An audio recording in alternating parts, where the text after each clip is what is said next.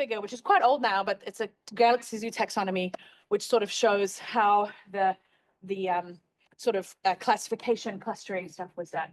And I think that it's useful to think through. You can't see it, so that's fine. It's useful to remind ourselves because different parts of our analysis need different tools when you're developing a kind of applying machine learning to astronomy.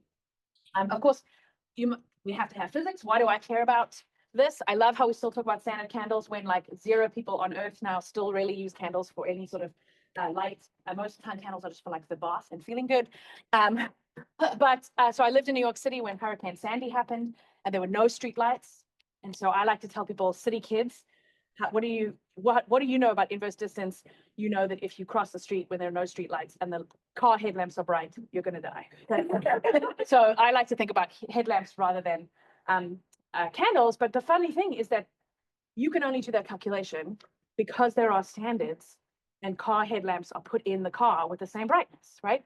If they weren't intrinsically the same brightness, you'd be in trouble. And now this analogy doesn't work anymore because I don't know if anyone's noticed LED headlamps, they completely mess up the inverse distance law for me, and I cannot figure out the distance to these cars at all. So we need to figure that out.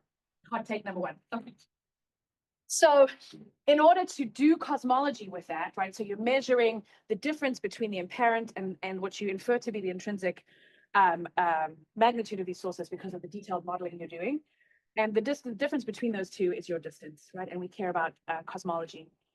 The reason why we can do this is because there have been a ton of surveys, historically, pencil beam surveys going quite deep and measuring the properties of supernovae to incredible precision, wide surveys like the Sloan that really kind of started this mass scale pan-stars. All of these surveys are continuing to grow. The Rubin Observatory will take this to the next level. I'm sure I don't need to really talk about how awesome Rubin is, but I like to, so we're going to do a little bit of that. I love this picture because it was taken in the moonlight. So this is the Rubin Observatory. Things are getting super exciting right now as things really ramp up. And one of the reasons why Rubin is so great, of course, is because of the field of view that is so much larger than typical surveys, or historical surveys. So you get a lot of depth and a lot of coverage, and that compared to say something like the Hubble Space Telescope, which is going to mean that in addition to the static sky that you can build deeper, you're now going to find numbers of transients that dwarf anything we've seen before. In order to do that, you need to build a cool camera. So I used to show the posed image. So there was a computer rendition of what the camera would look like, and there was a person in a suit standing next to it, which is hilarious because I don't know if any of you, I've ever seen you ever wear a suit. But now you actually have people in a clean room, and I was really lucky to see the camera being tested at SLAC before it shipped, and it's just breathtaking. And we recently had a Dark and Age of Science collaboration meeting where we heard a lot of updates from how things are going on the mountain, and just really, really exciting stuff. So things are ramping up. This is my year. Interestingly enough, the very first science paper I ever wrote on supernova cosmology was for this telescope called LSST that was about to start, and that was in 2000. So I'm very, very excited. So as a person who cares about cosmology and dark energy, we are interested in a range of different probes. So I'm going to speak more about kind of transients here, but really there is a very wide, it's going to be a very wide field. You can see there are, the color scheme here is the number of visits that you go to. The number of visits really translates to the depth, the co-added depth. And you can see there are a bunch of different science cases reflected here. If you care about dust, if you care about the features of the sky that are not just the wide field. And then you'll notice there are these very yellow, so very well sampled fields, and those are the deep fields that will supplement the wide field for Rubin. So really anything you want, you can get here. There are going to be gravitational waves, so target of opportunity studies. We're going to have a map to do weak lensing, cross correlation, clustering of galaxies. There will be strongly lensed supernovae, which many more than currently, and of course there will be these both a wide field supernovae and these deep samples, which will help us calibrate and cross-correlate with other experiments and different workloads. Okay, so who cares? Why is this important? So a few years ago now, we started writing down our sort of science requirements document for desk. So basically, if we have no innovations in technology, we just did science today, what are our requirements for the things like modeling dust and calibrating to get the science we want? I didn't sleep. I was so terrified because we go from something like this. So this is a recent Pantheon Plus collection of supernova presented by David Jones and others, and you can see, plotting these points on a distance modulus diagram doesn't really make any sense anymore because the error bars are tiny, and so these are typically presented in a difference. So the distance modulus minus some lambda CDM best fit, and you see these residuals. Very impressive. This is including a bunch of different surveys, including some low redshift ones and some higher redshift ones. Cool. But I want you to look at the y-axis. So the y-axis is delta mu, so the difference between the distance modulus and lambda CDM in units of magnitudes. So 0.1, 0.2, 0.3 magnitudes. Problem, or the great thing, the terrifying and wonderful thing about Ruben is that we're going to go from that to this. So these are in millimagnitudes. So the difference, the residuals are going to be tiny. And these two models, so this is just a forecast, official forecast that we did. These two models are currently allowed by the data. So W of minus basically delta W0 of 0.1-ish, 0.1, 0.2, and WA of 0.05 to 0.2. So these models will be completely ruled out by the Ruben survey, of course, assuming dark energy isn't something crazy, in which case something else will happen. But so in order to do that, we need to understand our systematics really well. And that means chopping up the data into different samples, thinking about how well we can classify, how well we can understand host properties. There's going to be just a wealth of science to do in the coming years, even if you don't care about dark energy, which I'm sure all of you definitely do. So this is another way to illustrate this.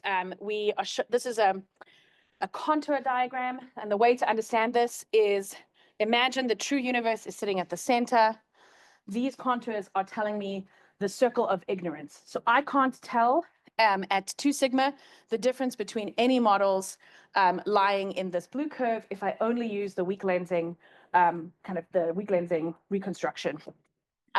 Similarly, if I care only about strong lensing from year 1, I can't tell any model inside the yellow apart. And if I combine everything together, plus some priors on things like the matter density, then I get the black contours. So great. This is what we expect after year 1, assuming just whatever analysis we can do right now, which we know we'll do better. But this is sort of 2018, 2019 thinking. And this is what we'll do after year 10. The great thing is that all of these probes can be combined together and give us these tight uncertainties. Now, I love this, and I know this is what we use to prioritize our survey design, but wouldn't it be boring if we're just at -1,0 plus a teeny tiny error bar? The hope, of course, is that actually dark energy lives somewhere there, and we can tell it apart from lambda CDM. So my hope is that we do the inverse of this diagram, and we rule out lambda CDM. But whatever, we'll learn something cool out of it. So in order to do that, one of the things you need to do, what I assumed in this last phase is that we just assumed all of the supernovae we use had been confirmed to be type 1a. So there was no contamination from type. Now, that's not a terrible assumption because there are things you can do. There are gold samples you can make where you actually follow up each source. We know that using other surveys like Foremost, for example, will help us with identification up to some redshift. Similarly, if we use Subaru, we can do host identification and supernova classification to some other redshift. But you can imagine on the huge sample of objects, you're not going to be able to do more than a fraction of them because other people want to use telescopes for other things that aren't just telling you what type the supernova is. And so we need to be able to figure that out. So how do you classify a transient? Well, you take images of the sky, different times, and you subtract them. I love how simple that is as a problem to describe. and how hard it is a thing to do. These are old images from like the Deep Lens survey, and you can see as a function of filter, you get different images with error bars in each filter. How is it changing with time? And of course, it's the change in time, or the difference in the change in time between different transients that allows you to classify these objects into different types. The problem is that some of them look very similar. Like actually, some of them, either rise a little bit faster or a little bit slower. But once you start adding in uncertainty noise, it gets quite difficult to just even visually tell some types apart. And this is where you need to build up your arsenal of tools. You can either say, well, I have some number of templates for how I think these will vary, or I can say I'm going to do some sort of agnostic decomposition, and I'm going to cluster them in some way. I can use wavelets. I can basically, how do I take up things that go up and down and more finely distinguish between the up and downiness of things? It's basically what we do, the up and downiness and the spread outiness. You can tell I'm a scientist. Sometimes you can do, you can cluster them. You can say, well, I'm going to use a bunch of different parameters. I'm going to have this latent space. I'm going to try to distinguish them into different clusters and understand them that way. And that has been pretty successful with a bunch of different groups, including some folks here. But then you also ask the question, well, Rubin's going to turn on. The data is going to come from day one. If we're really good at telling what kind of object it is after 6 months or 3 years or 10 years, is that useful? Because telescope resources are gone and it's difficult to follow them up. So as our survey complexity increases, so does our need to do a better job at classifying these apart. And in fact, folks in the room have started to take this in, right? We know that if I want to tell 15 different types of transients apart, but they're all galactic, and I care about cosmology, it's way less interesting to me to do that differentiation than to go, is it galactic or extragalactic? Once I've done that, then the different groups can have a party with the data separately, right? So hierarchical classification or hierarchical separation is something that's becoming much more prioritized. And of course, I mean, we have experts in the room. I'm not the expert in the room, but I really like the fact that as we start thinking about the problem more deeply and our ability to sort of test our methods gets more sophisticated, so do the methods themselves, which is great. This is a 2025 paper, so congratulations there. Similarly, we can say, well, a lot of the assumptions we made that there's a host with a supernova in it, those are difficult too, because maybe the supernova is hostless, maybe it's hard to identify. And some of my colleagues, including Emily Ishida, are now starting to say, how does our modeling of the background get better so that we might find objects and classify them better, even if they don't have a very obvious host? All of these problems are becoming more and more important now as we basically have the tools and the data is coming, or already here, this is ETF, that requires us to do better. So it's like, you've gotten your A and now you want to get the A+, which is it's a very exciting time to be in. And I think when I first started in cosmology, I was really jealous because my senior colleagues would write these 4-page papers.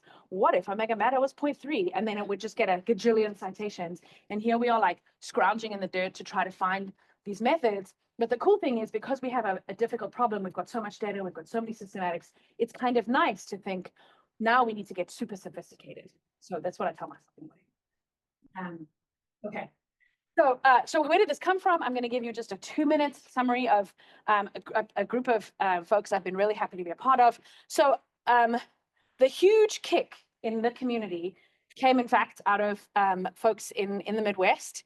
So the Dark Energy Survey, incredibly successful survey that was about to start. This was in 2008, 2009. I was a finishing PhD student.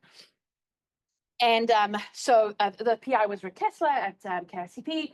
And the challenge was, the Dark Energy Survey is going to start. How do we actually find a good type 1A sample effectively? And so Rick used the software tool called SNANA. I was chatting to him about SNANA recently. It's a really fun story. And he decided to design a challenge with others to simulate only a few kinds of supernovae, core collapse, type 1A, so 1BCs, type 2s, 1As, and then, and what they wanted was the most pure 1A sample you could get. And they said, go crazy. Everybody get your own methodologies. And so there was a range of templates. We did some machine learning things, and we found we did really well when the sample we were tested on matched the proportions of types in the sample we were trained on. And we were upset that the actual test sample did not match. And so I wrote some, like, if you read the paper that we submitted, I wrote some like really shirty language, like, well, you know, when we reduced the sample to match the training, we did great. Like, how dare you? And then great. So we all analyzed this, and this really kickstarted the community. And this data set, you know, was worth its weight in gold. It just was used by tons of people. And then I was chatting to Gautam and others in 2017, and we were thinking, and Rick was like, hey, we need someone to do this simulation again, but we need to make it more types, more interesting, whatever. Who's silly enough to do this with me? and so we gathered this group of people, and this is the problem, as soon as you give someone power, don't ever give me power. As soon as you give someone power, they become a monster. And so we decided to go from this complaint, hey, the types did not match the training data, the test data was very imbalanced, and we decided, oh, really? Hold my beer. And so we decided to make an incredibly imbalanced sample. And why did we do this? We did this because that's what the SkAI is doing, right? We don't get a choice about whether or not, like, we would love to have a sample that looks exactly like DS now, but we're going wider and deeper, right? We'd love to have all these well-characterized objects, but that's not what the universe gives us. So we decided, I did this on behalf of the universe.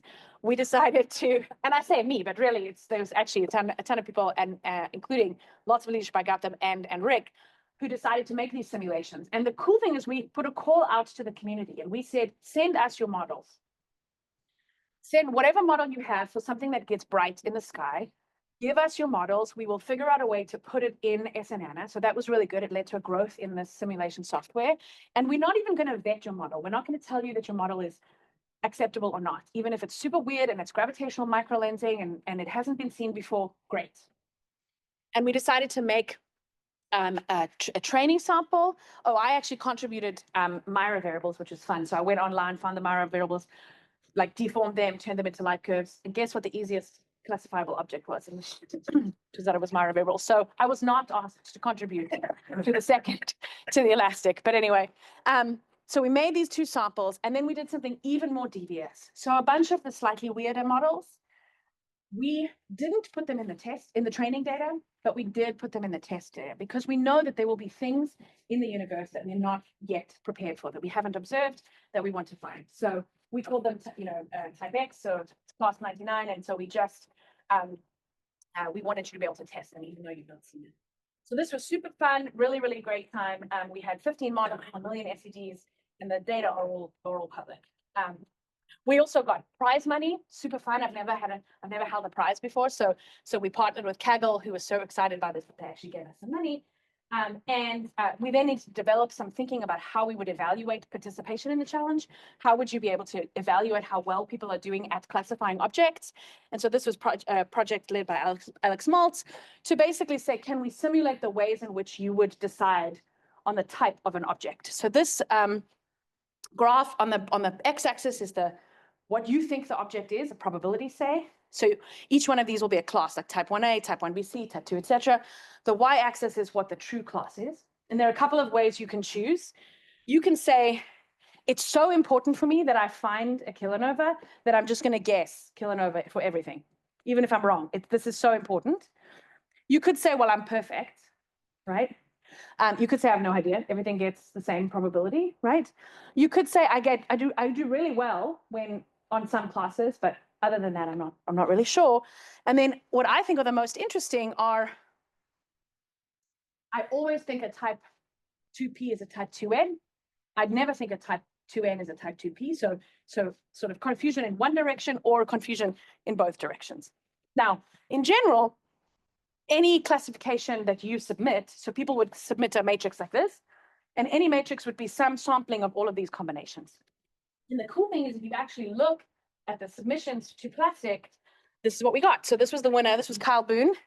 And you can see mostly okay. Some objects kind of confused. Some objects, no idea, really. lots of confusion. And so Alex designed the sort of approach that we would use and to evaluate these wins.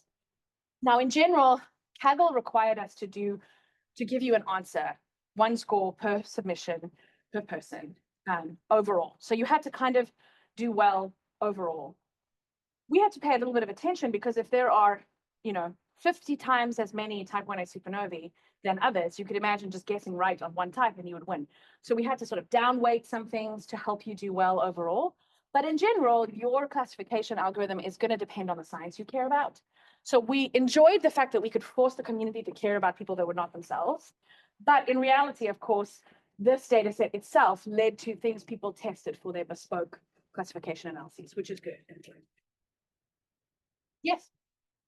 It's interesting that it didn't predict any of type 2. Is that it looks like, at least? Is there a reason for that? Yeah, I don't know why he did super badly with type 2s. But yeah, that's a very good observation.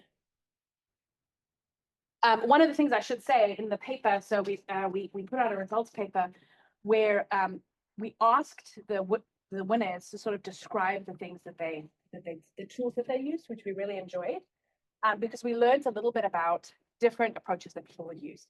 I was very naive. Basically, the whole history of my academic career is I am naive and then I get a shock.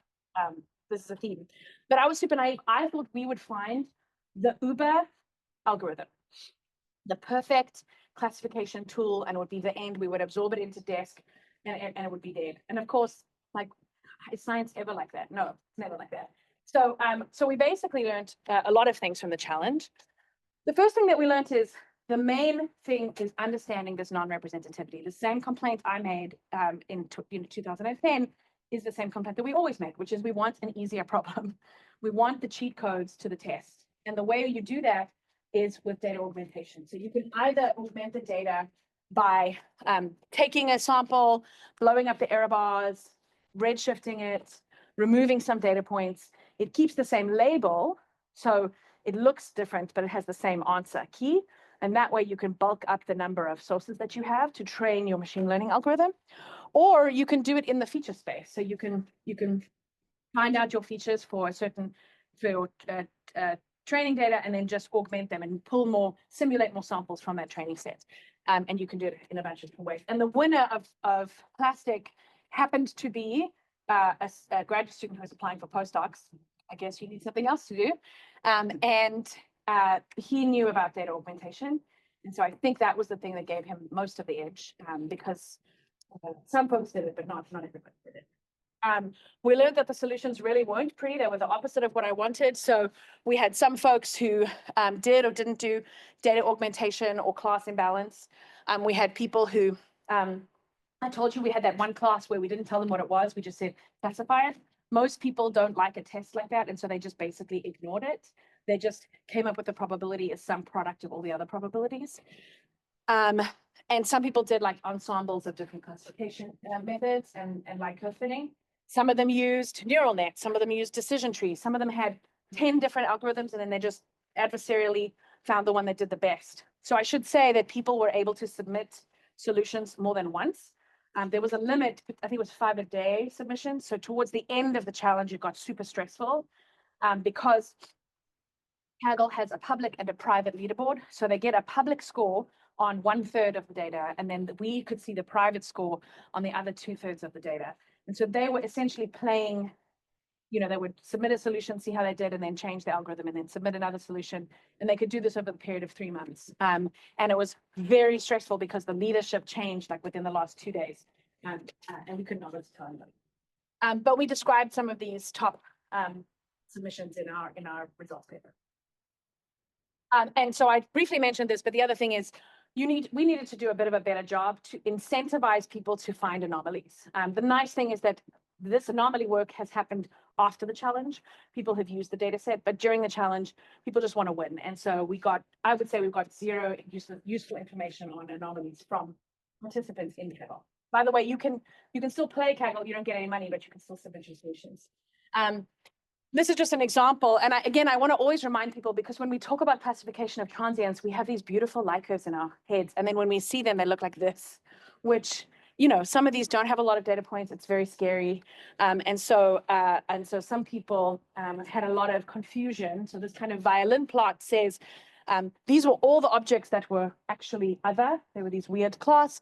And you can see that the classification probabilities that were returned have a big overlap with other types. So for example, type 2, to your question, Amanda, some people were basically just guessing. Okay. So of course we had to go to the next step, right? We've done plastic, we learned a lot, and now we needed to do something even more realistic, because we were suggesting that people get light curves, which is great, but that's like a ton of pre-processing and analysis, and you don't get them right away, and you don't test the broker infrastructure, which is really where we needed to go. And so, of course, Gotham stepped up and smashed it. And so we went from the photometric LSST astronomical time series classification challenge to plastic. Then we came to the next version of that, which is the extended LSST astronomical time series classification challenge, or elastic.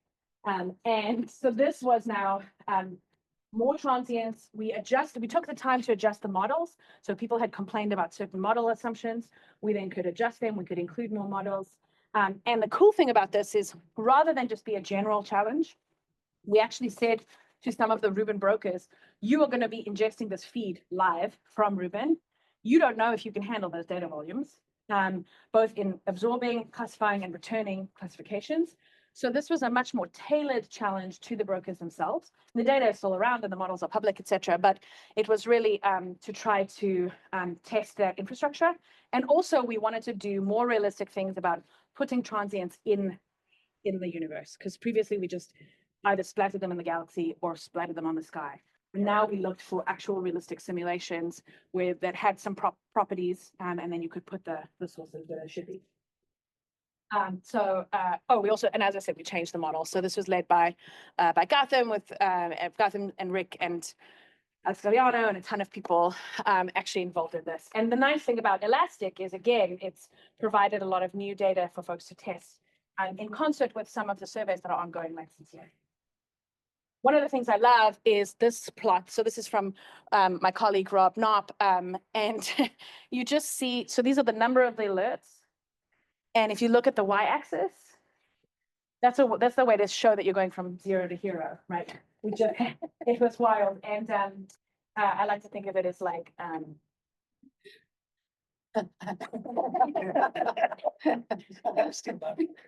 it's great. It's like, just what are we doing?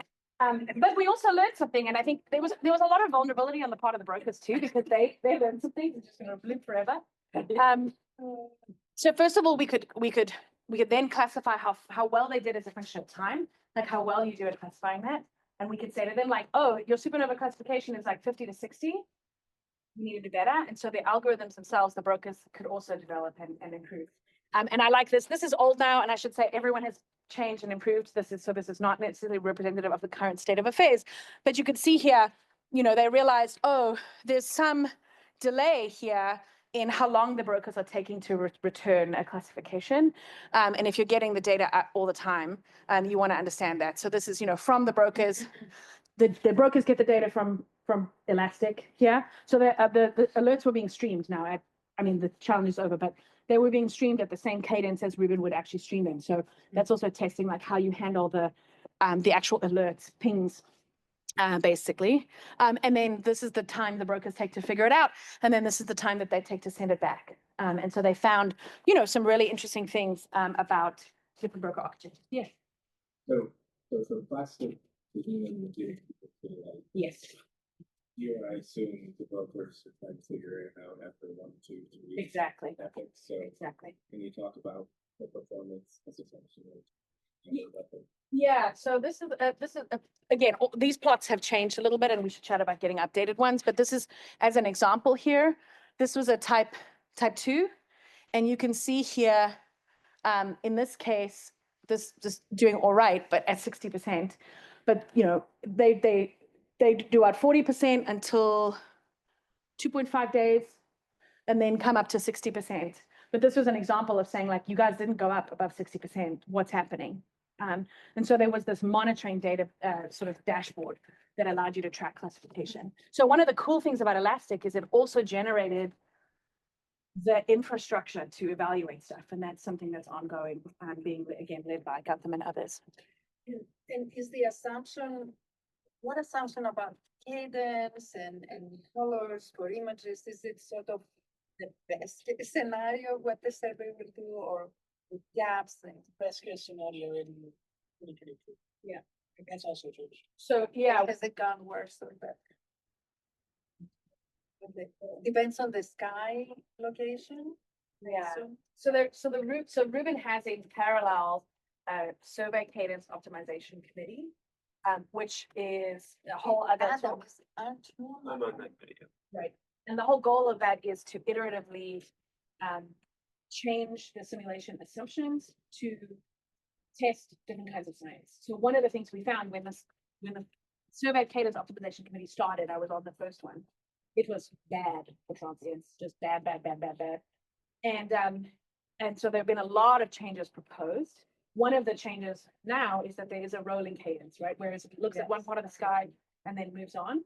But you also need to be careful that you don't then ruin the static science or make sure that you throw away because you have uneven data. So it's ongoing, but they have a tough job because they're getting feedback from all the science collaborations and have to go like, what is the change to your science? Like how, as opposed to just give me the best. We always want the best for everything. So thank you for your service. Okay, so I'm running out of time. And see, I'm almost done. So what's the next step? There's so many cool things to work on here. Like this is why I love this kind of science. So the simulations are both elastic, but also we had image simulations from Cosmo DC2. So this is a simulation suite which basically did a realistic job of helping to simulate images and put transients in them, but there were a ton of assumptions again that we needed to improve. But luckily, nobody is sleeping. There's now a whole new suite of simulations called the Open Universe suite of simulations. So these were run on the Argonne machine. So Michael Troxel is the PI here, and there's a ton of improvement in these simulations. And they now also include, so it's not only Ruben images, but they're also Roman images, and there will be Euclid. So people will be able to now see the same patch of sky, simulated patch of sky, in all of these different bands, which will then help with understanding stuff. These simulations are public, or they're online, which is really cool, and run out of JPL with Alina Kiesling is the main Open Universe person. So I encourage folks to check that out. Oh, and actually you have a little transient. Cool to see them just like zing, which is very exciting, very exciting. Okay. And then we need to move from cosmology, from these images to cosmology. So this is work that was laid out of from Bruno Sanchez and others. You know, all the stuff we've talked about with plastic was light curves, and then you fit your cosmology. But of course, we know we need to push all the way through from different images. And so there are a ton of folks in the desk who are doing this and have done proof of concept of small studies and are now moving to really handle redshifts and different image issues and selection functions. You've got to figure out, you know, how does your cosmology or your efficiency change your final survey, because you know that you're going to be missing some objects. It's a real privilege to work with people who have worked in other surveys before, because you can learn some of the lessons earlier, but there's still a ton more work that we need to do. Okay, so for my sins, so I'm in Canada, and Canada does not have access to Ruben, naively did not have access to Ruben. And so we had to figure that out. And one of the ways that we did it is we've proposed a data center. I love acronyms and I love logos. So we have a logo, and the acronym is the Canadian Data Intensive Astrophysics Platform, or Candy Apple. So you can easily remember it. But so Candy Apple, basically, it will ingest Ruben data, but there's also a huge radio community in Canada. And so we're also ingesting other products, both radio and others.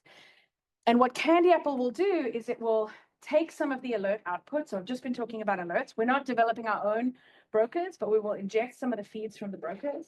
We will have radio data, maybe some CMB data, and then we are building multi-wavelength infrastructure to actually like be able to put these things together. I was super surprised recently. I went to the IAU in South Africa, and the Ruben folks have all these tools. The SkAI folks have all these tools, and very few people are talking about cross-correlating the data together, which is bananas to me. And so hopefully Candy Apple will do this. We're going to be hiring for software engineers and folks to come work with us. So take a look for this in the coming years. I first have to buy $6 million worth of computers, which is fun. So if you have a deal, let me know. No. Okay, so what are we doing next? Well, we've really only just started in terms of the ingesting, using, and testing our alerts, our classifications, our cosmology. There's a ton of stuff. I haven't even really talked about how we do the cosmology step, but this is very exciting, and then next year we'll ramp up. I have 15 minutes left. So I'm going to tell you about just another little piece of my research. So what happens is, as you get tenure, you go wild. You just decide to throw caution to the wind and do crazy things. No. My recommendation to students and postdocs and faculty is go to talks about stuff that's not your science, because this is what happened to me. So what do we do? I showed the slide at the beginning. What do we do in cosmology and astronomy? We classification, inference, signal processing. Surprise, surprise, in neuroscience, we do something very similar. So this is a neuron, kind of high resolution nanoscale microscopy. And what you're seeing here is synaptic activity. So I stopped biology at 9th grade, so this has been a wild ride for me. But one of the things I didn't realize, I don't know if anyone else knows this, but any electrical activity in your body is mediated by the release of calcium. So when you have when you have synaptic activity, calcium is released. So if you want to find thoughts, or actually just any activity, you can inject a calcium dye to your sample, and it flashes. So this is synaptic activity. So this is like this is happening on a dendrite, and there's some that happen off the dendrite. And this is, so I was in a talk, and someone was speaking about their state microscopy. I gave a talk about cosmology, and the person came up to me and she was like, "Why does your cosmic web look like my neurons?"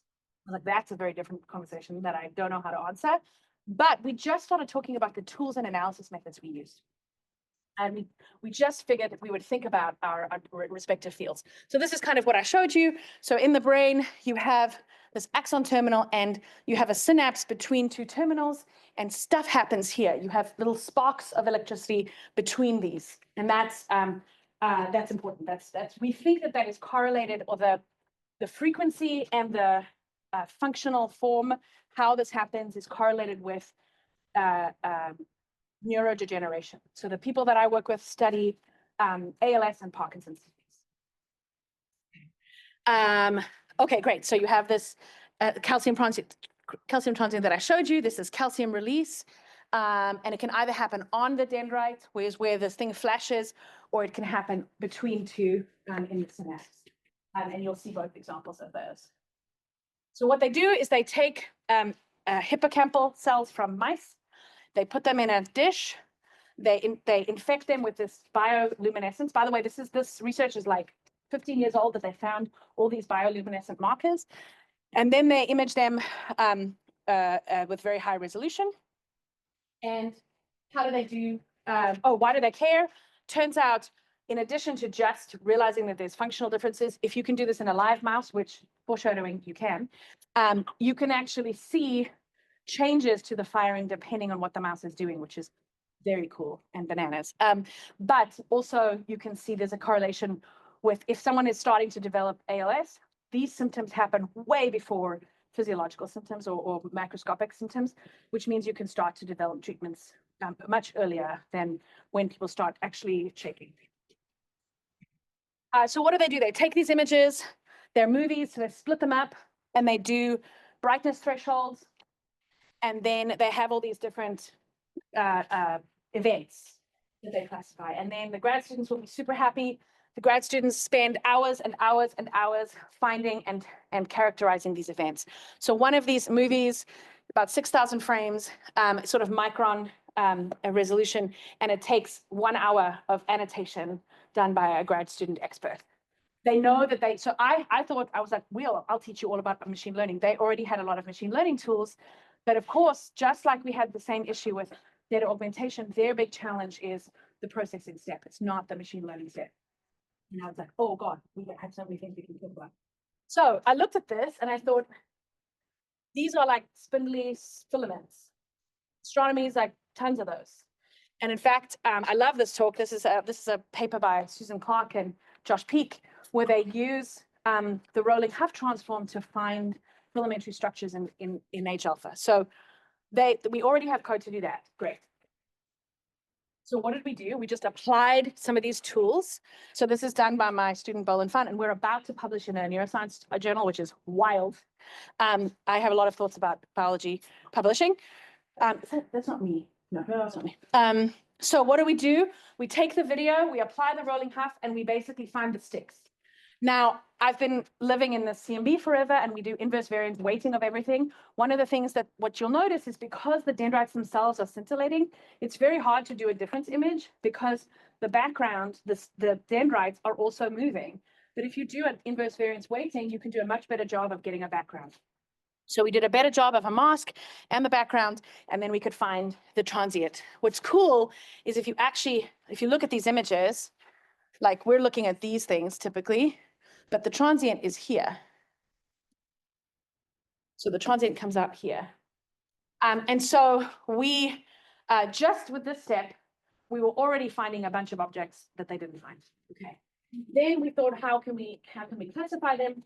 So we ended up using dbScan. We tried some other methods like floodfill and all these different tools to actually find and cluster the transients themselves. And this is just showing you can vary the properties of dbScan a lot and you don't really get that much of a difference. So this is a map made by Bolin of the same data, but now he's just flashing up where the clusters of objects are. Okay. So this is a schematic. Turns out they love, in biology papers, every figure has 10 figures in it. It's almost impossible to read. And so I have serious issues, but it's fine. We're figuring it out. So we do rolling Huff plus background difference imaging. And we now have like SNR maps. So they were just thresholding everything. But now we can actually like quantify as a function of SNR and like we can do a better job. And then we do dbScan as well to find them. And then we can either put back and then follow their, machine learning classification, or we can just compare against their class, without machine learning. And we found we already beat their old methods without machine learning at all. It's called AstroBeats because everything needs a name, guys. And it's about to be online, but we're not the first people who have done this kind of classification before. So this is a paper called Aqua. I wanted to include this because this is a figure from their paper. Not ours, but this is how many, and this is not even a lot.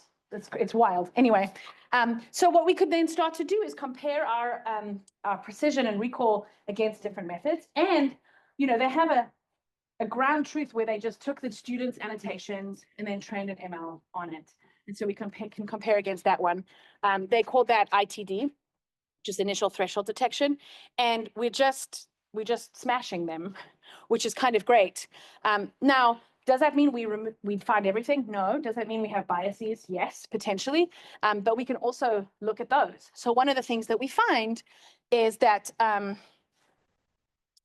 so this is brightness as a function of volume. So the size of the transient and the brightness of the object. And so one of the things that we find is that so the true positives, we recover those, but then we have some that we miss that are either very faint or they're very small. We actually do better at finding big objects, which is not super surprising if you imagine you're doing a clustering algorithm.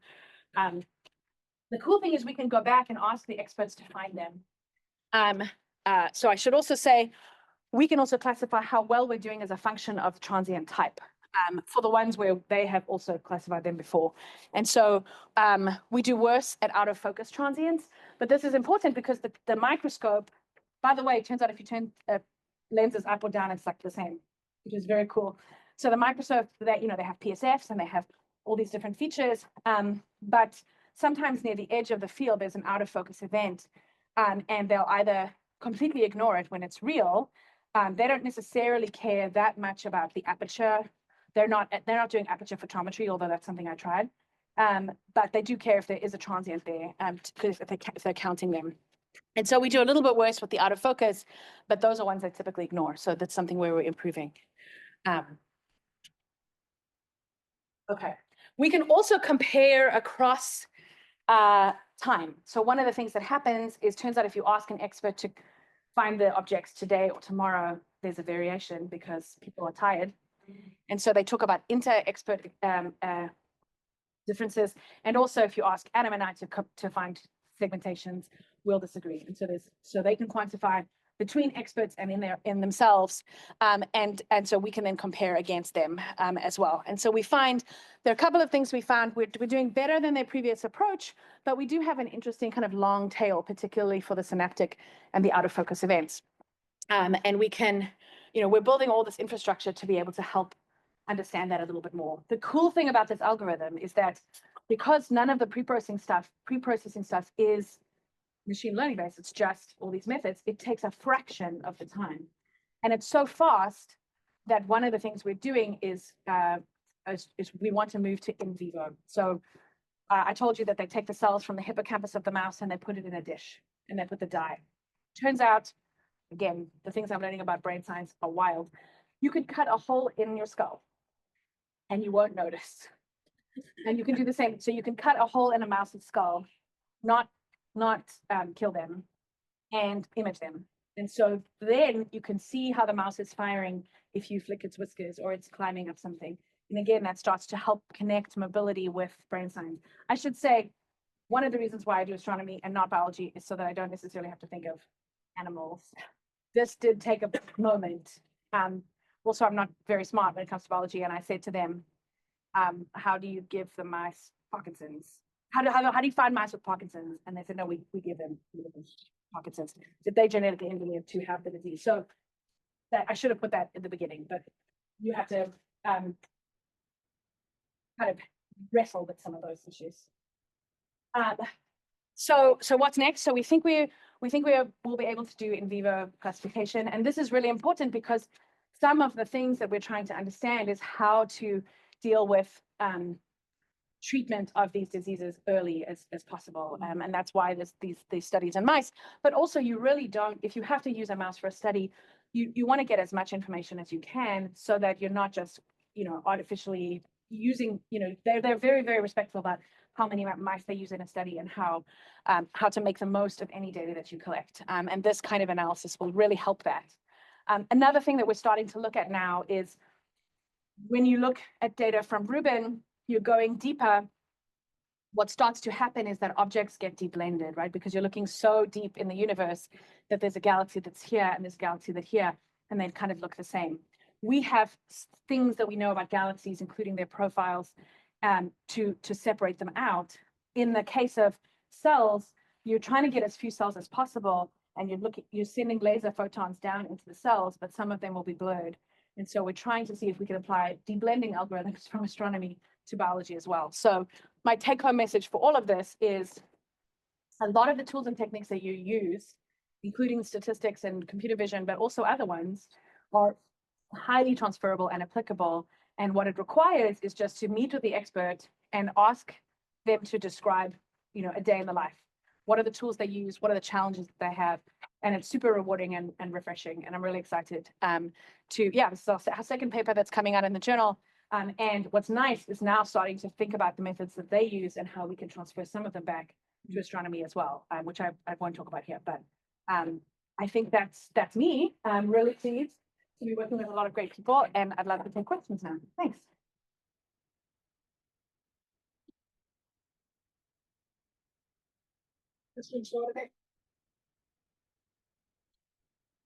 Renée, thanks.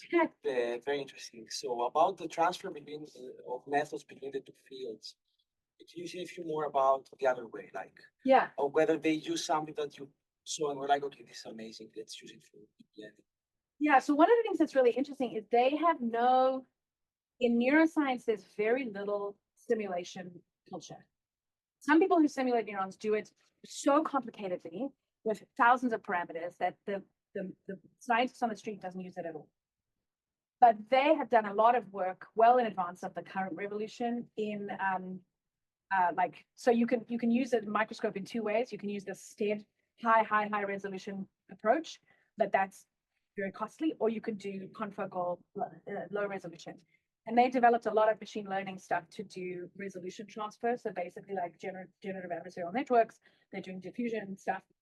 And they're particularly interested in, can they train on one set of data and apply it to the other?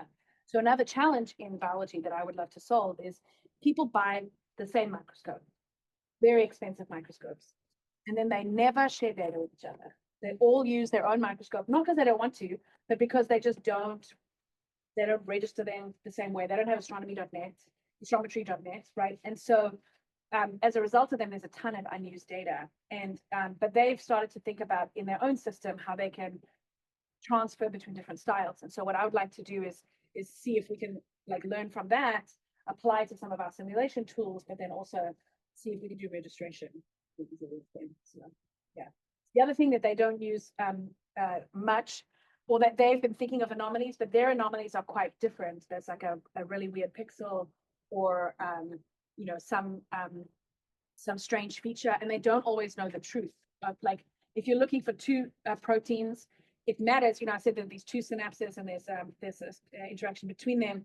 How the proteins, sometimes they line up like this, or they line up like that, and they don't necessarily know the different types, but they want to understand them. And so they do a lot of morphological, like classic quantification of objects, but they don't do surface profiles. And I feel like sometimes we are biased by the fact that we think we know the physics of things, and that takes us down a very specific path, whereas they're like, let's think of all the ways we can understand morphology. So in that sense, I'm trying to like refresh my understanding.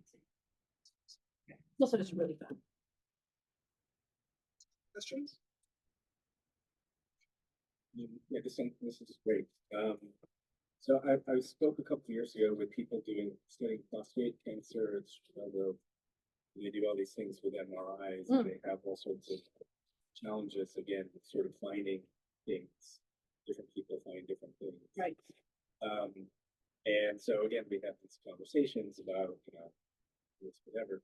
And one of the things that struck me that they don't do, and I'm curious if the brain people do, is in astronomy, we can put a lot of the way we test our pipelines is we put fake things into real images and look at our efficiency for detection. Yeah. And that's been crucial to every supernova survey. Exactly. 20 years. And it seems like at least the MRI people don't do that. And they have a huge problem with, is this thing real, or is it? So I'm curious if the brain people do that. Yeah, no, it's really interesting. It's almost like every they're going to collect is like a precious sunflower. So they haven't historically done that. And we've been talking about exactly the same thing, like injecting anomalies or injecting weird things, or even just injecting signals. So I'm really excited to try to do the simulation stuff a bit better. And you also have to be careful, because sometimes physicists can be quite arrogant. And so I'll come in like really we could just take a power spectrum and do this and then make a simulation. But I'm learning a little bit more about the complexities of their data, but I would really like to do exactly that kind of recovery, because then the ground truth. They always talk about ground truth, but it's like that's still someone else's opinion, whereas we really have truth or fakes. Yeah. Yeah, the MRI people have the same issue that people move during Exactly. and so that creates this changing background. So we met this postdoc who had done an MRI of a apple. It was something that didn't move. I love that. Yeah. One thing that's quite cool is they have some studies where they found, so they did some of their kind of classification or characterization of images, and they trained the neural net on like ImageNet, and then they trained it on a subset of biology data, and they found if they did the diffusion modeling right, you didn't even really need the biology data. Like you did a pretty good job of classifying. And that to me, I still do not understand how that works, because to me, like I know that that's not the case in astronomy. Our data are so complex. So one of the things we're now doing is we're taking these open universe sims and just having them to train on our astronomy data to see if there's an improvement, rather than just like dogs and cats in the rain. Because to me, that's different. But I don't, it's my ignorance about machine learning. I did see that there's maybe a question in chat on Zoom. No, that was me saying, Okay. please let us know if you want to ask. Okay, I just didn't want to ignore the people on Zoom. Okay, so we're past the hour, which means we should wrap up and get people lunch. Now, normally for our colloquium speakers, we would have a SkAI coffee mug or something like that to give them. But of course, those haven't shown up in time. Maybe I'll come back. We will come back. We'll mail it to you and you'll come back. But before we mail things to her, of course, we can also help address the likely tariffs that are going to happen with Canada. So I thought we would give Renée a small present. That's money, US money. This is a set of quarters, and it has a few people on it. It's Ida B. Wells, she got the name, of course. Althea Gibson, tennis player, Julie Cotton-Lowe, who started the Girl Scouts of America, Stacey Park Melbourne, disability rights activist. And of course, in the center is one Dr. Veera Rubin. Oh, that's so cool. Thank you. Wow. So, Thank you so much. You can sit in coffee when you can have your. Soon that'll be legal tender. Too soon, but I like it. Thank you so much, guys.